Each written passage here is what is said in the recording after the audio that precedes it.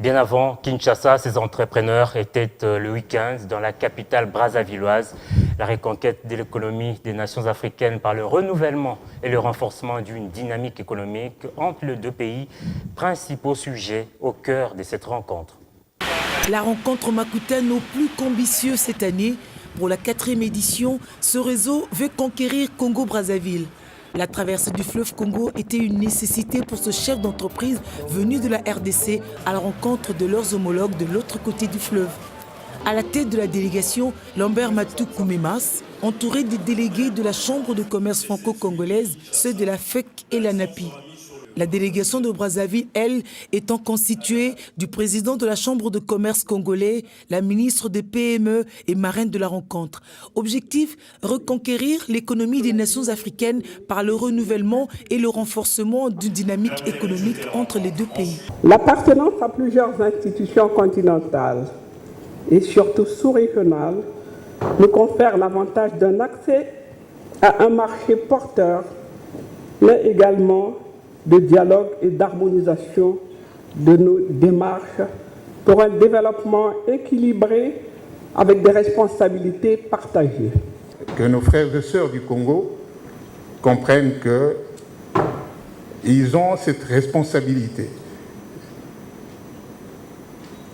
de faire que cette conférence réussisse et qu'elle pose les jalons et les bases sur lesquels cette initiative sera lancée pour s'étendre partout en Afrique.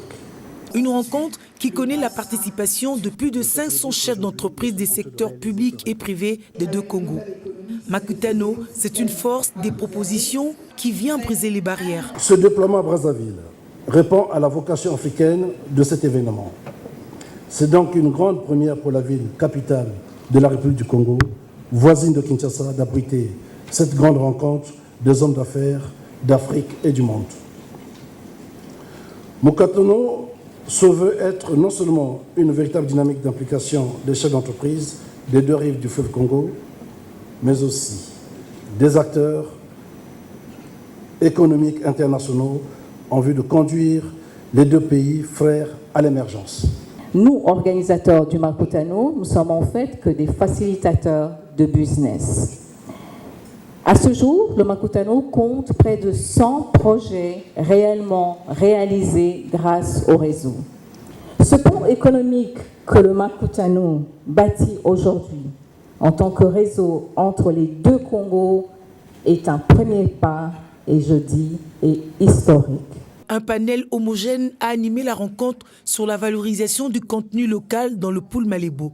La ministre de l'Environnement du Congo-Brazzaville a présenté la possibilité de bâtir une dynamique économique par les potentialités touristiques que représentent les deux pays.